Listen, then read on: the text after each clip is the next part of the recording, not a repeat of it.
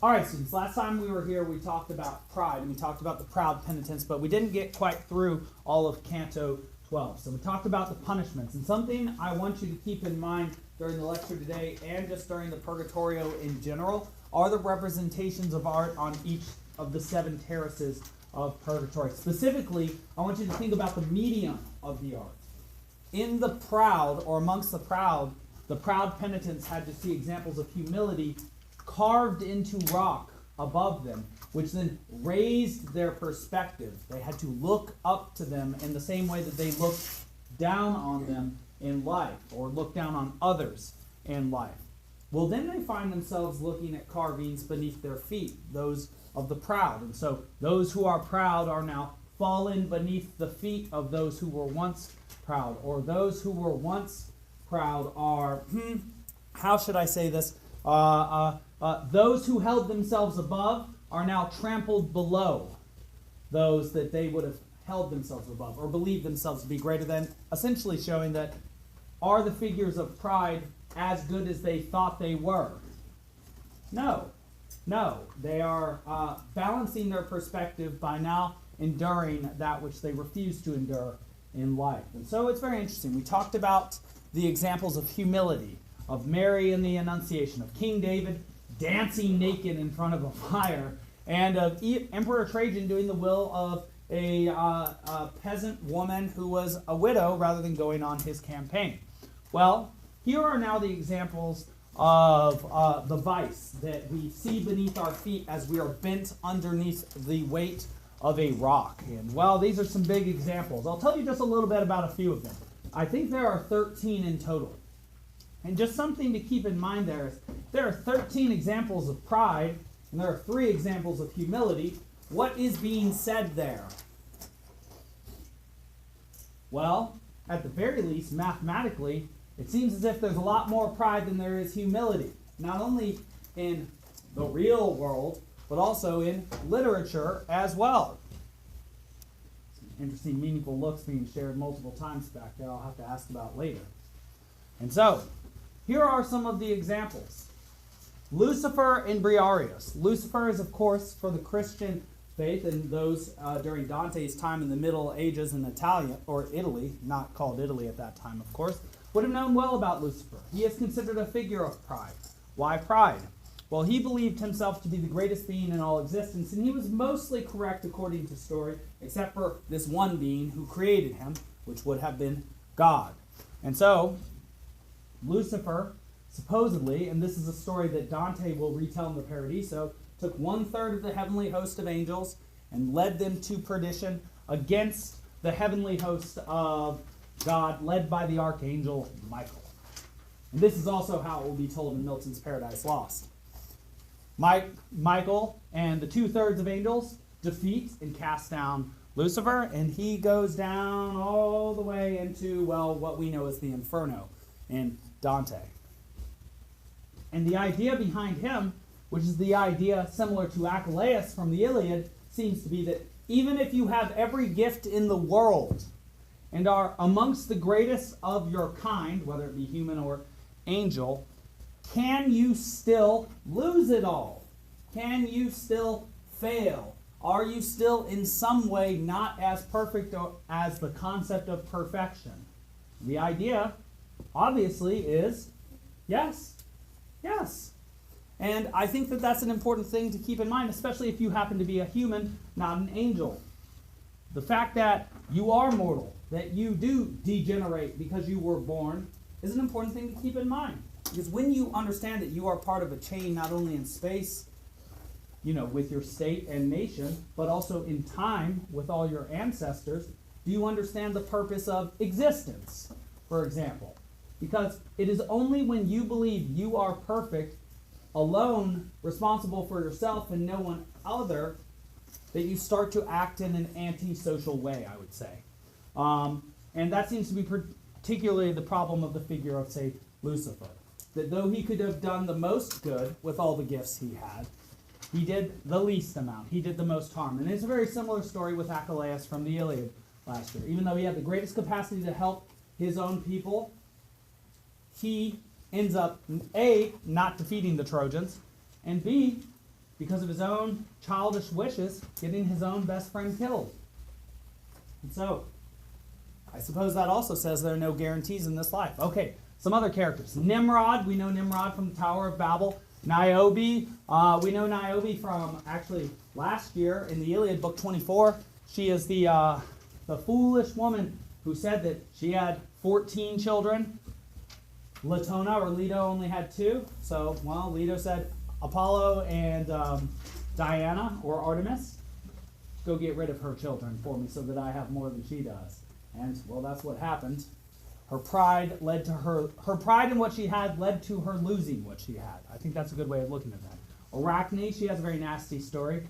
In fact, Arachnid, spiders are named for her. She was a weaver, and she challenged Minerva or Athena to a weaving contest. And by some accounts, at least in the Ovidian account, in Ovid's Metamorphoses, she wins. She sort of wins. She makes a tapestry full of the gods doing terrible things like trying to abduct women, and that makes Athena so angry at her that Athena boxes her on the ears, and it hurts so badly that Arachne then hangs herself, and then Athena says, "Hang forever," and turns her into a spider. So when you see a spider, perhaps instead of just feeling fear, you could feel some pity, symbolically.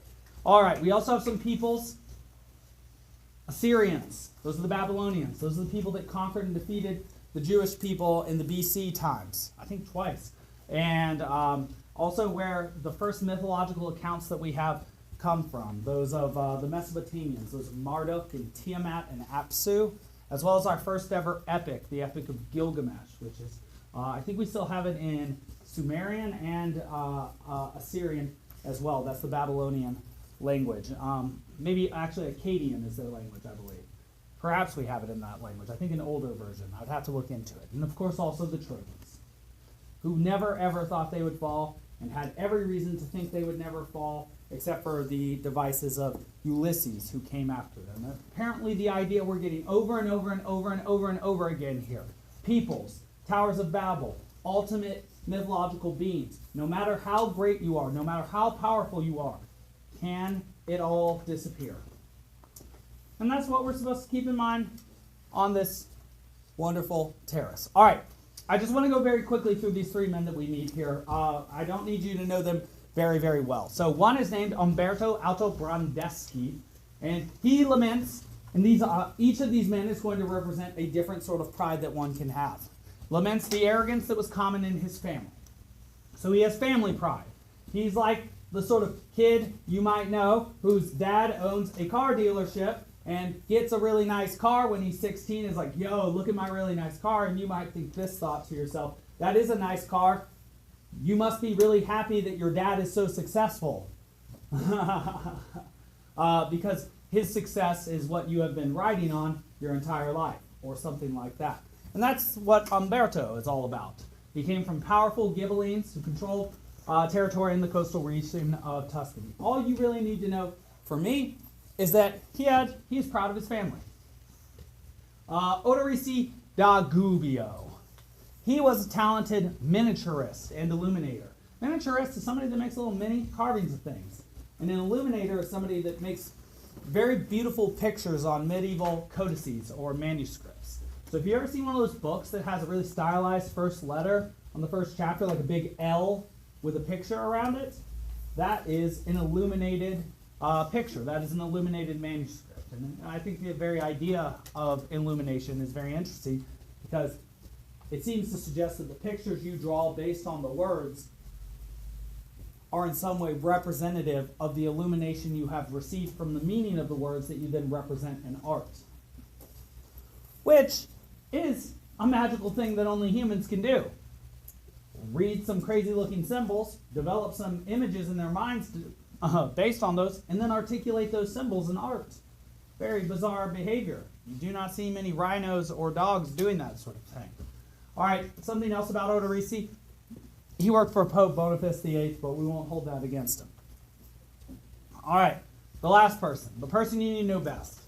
His name is Provenzon Salvani. And so Oderisi, he was proud of his work. Obviously, he had the highest possible office that you can have as an artist, working for the Pope, who was one of the biggest figures besides, say, the emperor, or depending on who you listen to, either the emperor or the pope of that day.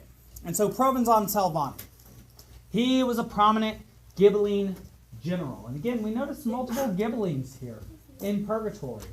Ghibellines, not Guelphs. Remember that Dante was a Guelph, a white Guelph himself. So, by rights, he should have a prejudice against these Ghibellines, and yet he puts them in heaven, indicating that he has something of a balanced perspective at this point, as if there is something more important than politics, which is obviously true. Because most people, most of the time, don't spend their time dealing with politics. They deal with the problems in their own lives. Provenzon Salvani was a prominent Ghibelline general from Siena who helped to lead his forces to victory over the Florentine Guelphs at Monteperti in 1260. He emphasizes pride of place or position. He's a general. He is of a very high rank. When he says to do things, people do them. And people will die on his command. And, well, he's very successful too. He's victorious. And imagine that. You're a general who's victorious over another people. How do you feel? Very humble or very proud in that moment?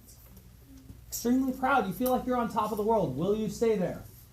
Absolutely not. Absolutely not. In fact, he wanted to destroy Florence after, and this is something I really wanted to tell you. So you remember Farinata from hell, and you remember that he was very arrogant and proud and asked Dante, "Who are your people?" And he was a Ghibelline, and Dante was a Guelph, and we were just learning about that distinction then. So we're like, ooh, Ghibelline, we don't like you. We're Guelphs. But there's something about Farinata that, even though he's arrogant, even though he's in hell, there's something noble about him. Well, this is where we get that nobility from. Even though he was one of the Ghibellines, when Provenzon Salvani sacked Florence, Farinata argued to keep it from being burned to the ground and destroyed and was successful. And so, even though in hell, even though of Ghibelline and not Guelph persuasion, Farinata did something that Dante is very thankful for, and suddenly the Florentines are very thankful for. All right? And just to show you how fate can take a turn, later he had his head severed and shown above the walls of Florence as fulfillment of a prophecy. So that tells you something also about how the Florentines treat those who would conquer them. This is Provenzon, not Farinata, that I'm talking about here. So he does have a victory in war, but eventually has his head severed and held above the people. Sort of like what happened to Cicero when he had his head put on a spike in front of the rostrum during the upsurge of power for Augustus Caesar.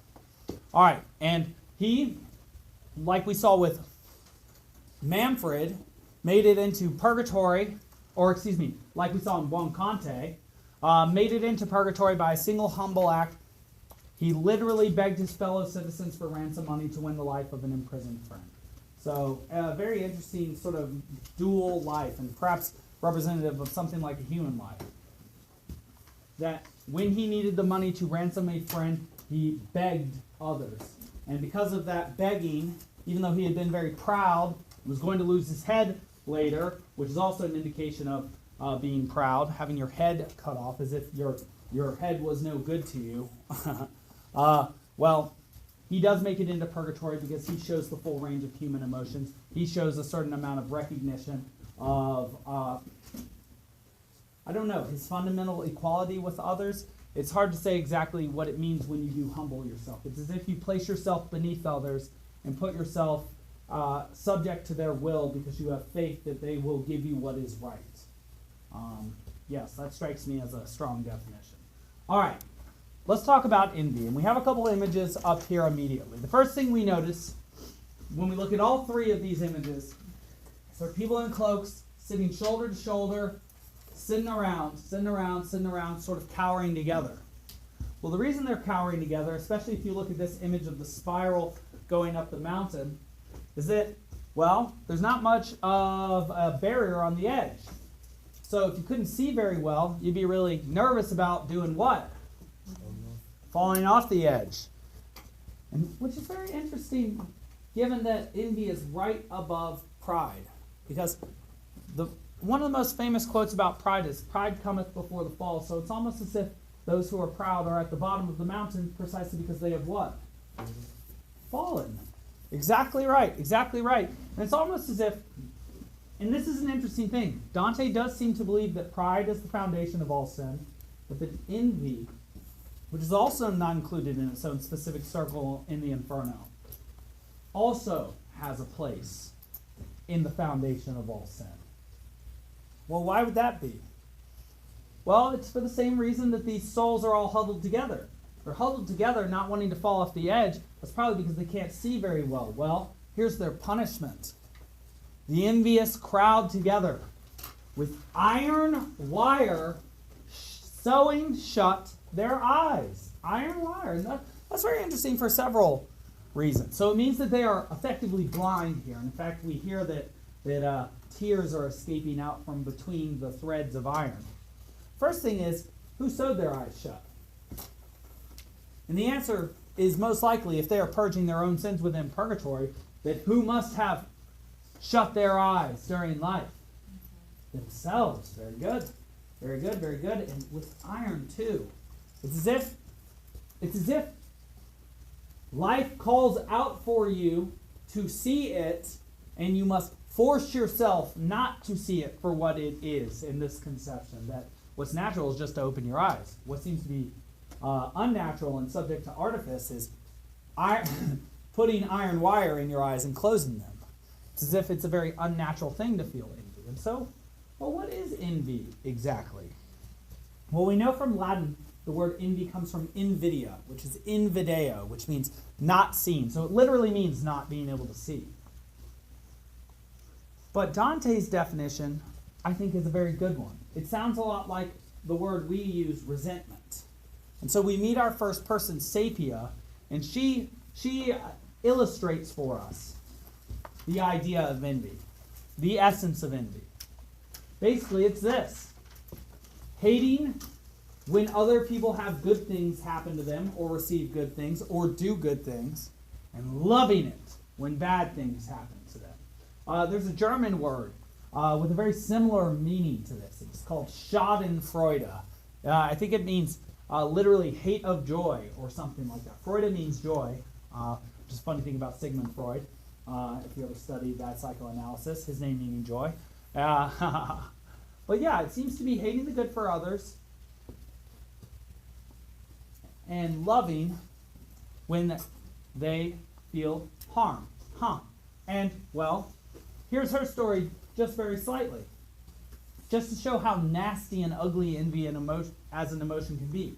So envious was she of all those around her, of her own people, the Sienese, that when they were defeated at Colla di Valdelsa, or Colla di Valdelsa, she rejoiced, even though her own nephew was killed in the battle. And her nephew happened to be Provenzano Salvani from the Proud.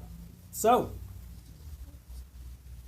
it's almost as if what envy does is turns you against those who should be your own in-group. As if you look to them, think they have something that you deserve, and then assume that you should have had it in the first place. And perhaps the reason why that is not seen is because one is not understanding that each human isomorphically walks a very similar path. If someone has something you don't have, perhaps they also lack something that you have. If somebody has something you don't have, perhaps also they've done something that you have not done in order to acquire it. Perhaps the greatest truth in life, or the greatest ability to see, would be to see why everything is as it is, and that is correct. And perhaps since that's so difficult to do, this is just sort of a cognitive distortion. It's just a lazy way of thinking, being envious. I wish I had this instead of what I do have. It's like, well, you seem to be wanting to change the structure of reality because since you don't have that, you do not have it right now. If you really want it, maybe you should work towards it. All right, good. And then she makes a funny comment, this Sapia, based on her name. The word sapia, like the word sapio in Italian, which means knowledge, comes from the Latin word sapiens. We are, of course, Homo sapiens as a species. Homo sapiens technically. Sapiens means wise. And so your Latin name as a species is wise man. And, well, Sapia says, even though my name was Sapia, I was not very wise. which is interesting because apparently envy then is somewhat of the opposite of wisdom. It's as if wisdom is being able to see things as they are, whereas envy is precisely the state in which you see things as they are not. Good. Examples of love and envy. And now, so these are very interesting. And I think I'll end with these today, just with the examples of love. Rather than having sculptures beneath our feet or raising our perspective above our eyes, we now have disembodied voices scream out these examples at us. It's very odd. And apparently as loud as like a thunderclap. And so the first example of love, and apparently love is the specific virtue which expiates envy. And so it's almost as if you replace a bad habit with a good habit. And actually we have good neuroscience proving that that's true. That when you develop bad habits, the neural pathways that you develop during those bad habits never go away. Which is why you don't want to develop bad habits in the first place, especially something like a terrible drug addiction. They never go away. In fact, if they did, it wouldn't be hard to regress to bad habits, and yet it is the easiest thing in the world to do that. Well, the idea in Purgatorio, which we now know is literally exactly empirically correct, is if you want to expiate a bad habit, you have to build a stronger good habit to replace it. And so if you are envious, if you stare about at others, casting your green gaze at them, thinking about all the things they have that you don't have, well, the way to get rid of that seems to be through love. And of course, this is Dante's conception of love, which is an idea of charity, which means suffering for what you love, or taking responsibility for what you love. And so the first example is, again, another Christian one involving Mary, Queen of Heaven. And a very famous Latin phrase from a wedding in the New Testament is vinum non habent. It's from the Vulgate, from the Latin translation. It means they have not wine. And so, well, this random guy who is called Jesus, who's walking through, said they don't have wine, and is told by his mother. So he makes a whole bunch of wine. He turns this water. There are some amount of barrels of it. It's 3 to 6, something like that. And he says, look at the barrels, and they're like, it's water. And he says, look at the barrels, and then they're wine. It took me a long time to understand what that story meant. But it's very similar to the story about the Sermon on the Mount and the giving of fish. It means this. Remember this. Water is that which purifies you. Wine is that which intoxicates you. So water is like that which Apollo might give you, clarifying God of light. Wine is like that which Dionysus, god of frenzy, might give you. It's almost as if what is most intoxicating is sharing something intangible with people and becoming one group from being multiple groups. And the greatest way to bind people together in a group, which we understand from the major world religions and the major nation states, is not based on your blood or your race or even your language, but your shared sets of beliefs. And you might say, Mr. Schmidt, that makes no sense. And I would say it makes perfect sense, because every world religion has a set of texts which people read in order to understand their beliefs and the action patterns they must embody in order to be a part of that. And it's the same with nations. Do we have a text that gives us a bunch of beliefs that we are required to act on in order to be Americans? That we have in front of us every day of our lives? What is it called? The Constitution. That's exactly right. The Constitution. And this seems to be a story about how, well, it is the spread of information throughout the minds of humans that then affects and changes their behavior in order to become uniform with each other, which forms the greatest connection between people. And that when you share willingly that information with people, that is an act of love. You're giving something of yourself to them with the only reason for having done that in order to make them better and to make you all stronger. That strikes me as helping everybody, actually. And perhaps that's the idea behind love, that it helps everybody. I wonder. We'll have to think about that. Dante will have quite a bit to say on that. All right, the second example we have, Greco-Roman, Pagan, Arrestees. We know about Arrestees. We remember him from the Odyssey. He was the son of Agamemnon, and we liked him a whole lot more than Agamemnon. We liked him for 2 reasons. One reason is he's nothing like Agamemnon. Second reason is, and perhaps you remember this, he killed, very famously, Neoptolemus, the son of Archelaus.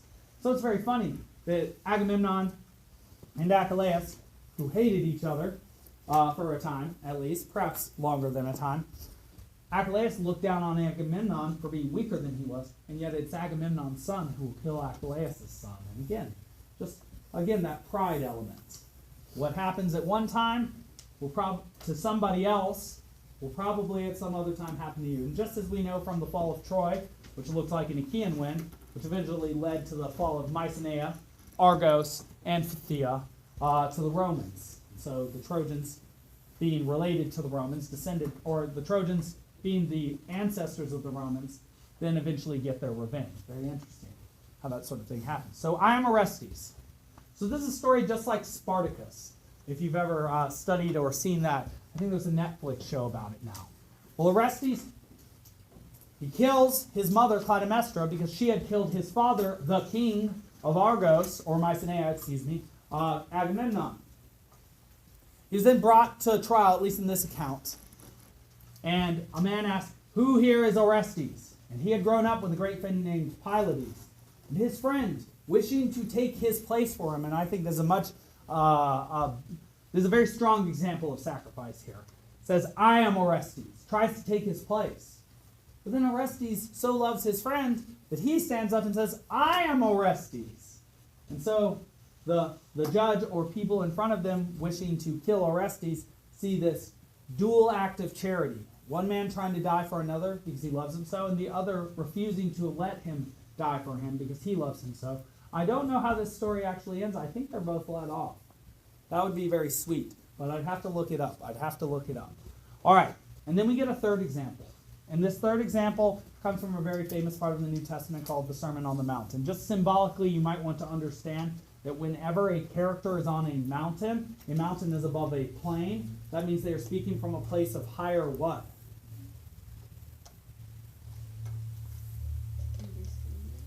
Higher understanding. A slightly better way of saying that is higher perspective. And so they are sharing a higher perspective with people. You can see this in the Old Testament from Moses coming down from the mount. You can see this in Greco-Roman literature with Zeus. Where is it that Zeus hangs out? On a mountain called Mount Ida, and sometimes on Mount Olympus. Yes, whenever somebody speaks from a mountain, they embody a higher perspective. And so the quote we get is, "Love those who despitefully use you." That's our kind of poor translation from our book. Love those who harm you. And this is sort of a gnarly thing to hear. Love those who harm you. Generally, we love those who harm us or help us. Help us, of course. Much easier to love those sorts of people. Well, it's taken from a fuller quote that says, "Love your enemies, do good to them that hate you, and pray for them that persecute and calumniate you." It seems to make no sense. It's sort of like that expression you've heard that if someone strikes you on the cheek, turn your cheek and let them strike the other. You're like, that makes no sense. Someone strikes me on the cheek, I want to punch them in the face and make sure they don't strike me on the cheek again. That's how we mostly feel, right? Of course. And someone hates you and is always talking smack on you, you going to love that about them or try and crush them? Make a nasty little Instagram hashtag with their name in it or something like that, right? And, what does this mean exactly? I think it means this. That when somebody hates you or dislikes you or talks smack about you, perhaps they have something to say about you that is true, even if hurtful and painful. And perhaps it is those people that are critical of you, that do not like you, that do not feel responsible for you, that are more willing than even your friends to tell you something true about yourself. And perhaps those who tell you something true about yourself that you do not like, well, are they helpful or simply hurtful? They intend to hurt, but you can turn their criticism into something that helps you. Isn't that right? Because if they're telling you something about you, is that useful information? Yes, especially if it's the sort of thing about you that you don't like to look at and that those who are kind and gentle with you would never say. I have to say, as a teacher, that's sort of a funny line to walk along balance. Most of the time, I'm very kind and gentle with my students. Obviously, I love you all very much. Sure, of course. That said, do I have to be very critical of you at times in order to develop skills in you and character habits? Of course. It's the same way whenever you have any authority figure, and it's the same way whenever you have a genuine relationship with anybody. probably when you have a husband or a wife, you'll have to have some hard conversations with them about things either you are doing or they are doing which are not working and will not lead to good outcomes.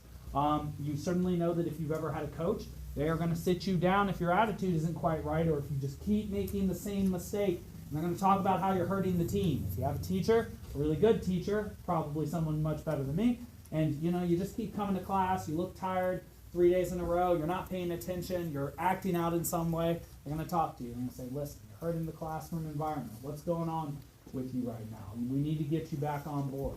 And so, I do actually think that this is useful but hard advice to take from Dante. If somebody hates you and they do everything they can to destroy you, perhaps that which they hate in you is real. Perhaps it's something you could work on. Even though that is, I would say, not my natural tendency if somebody dislikes me. The first thing I, of course, imagine is, I want to destroy this person. How dare they hate me? How do they not see the great things about me? It's like, well, maybe they do. Or maybe they see the other parts about you as well. And that's something well worth keeping in mind, I think. All right, we'll talk about Guido del Duca and Rinieri da Cavoli when we come back from Thanksgiving. The